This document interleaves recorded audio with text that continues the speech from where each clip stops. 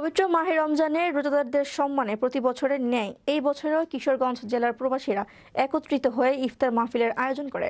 Italy প্রতিনিধি সজীব আল হোসাইন জানান, ভেনিসে বসবাসরত কিশোরগঞ্জ জেলার প্রবাসী ছাড়াও প্রায় 6 শতাধিক মুসলিম রোজাদার একসাথে এই ইফতার মাহফিলে শরিক হন।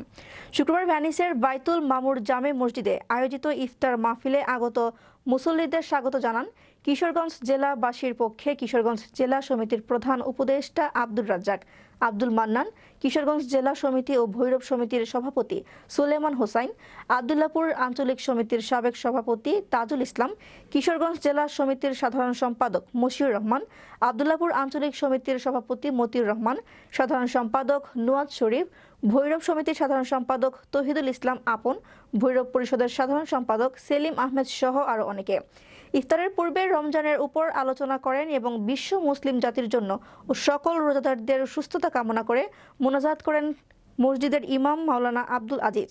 ইফতার মাহফিলে ভেনিসের রাজনৈতিক, সামাজিক, ব্যবসায়ী ও বিভিন্ন আঞ্চলিক সমিতির নেতৃবৃন্দ উপস্থিত ছিলেন। আপনারা আপনাদের মূল্যবান সময় নষ্ট করে আমাদের অনুষ্ঠানে যোগ দিয়েছেন, সেই জন্য আপনাদেরকে কিশোরগঞ্জ জেলাবাসীর পক্ষ থেকে আন্তরিক শুভেচ্ছা ও অভিনন্দন। পাশাপাশি আজকের এই কিশোরগঞ্জ জেলাবাসীর উপস্থিতিতে বোঝা যাচ্ছে যে আমরা কতটা ঐক্যবদ্ধ। ইনশাআল্লাহ আগামী তো আমরা একসাথে থাকতে চাই। ইফতার মাহফিল আয়োজন করেছিলাম আমরা।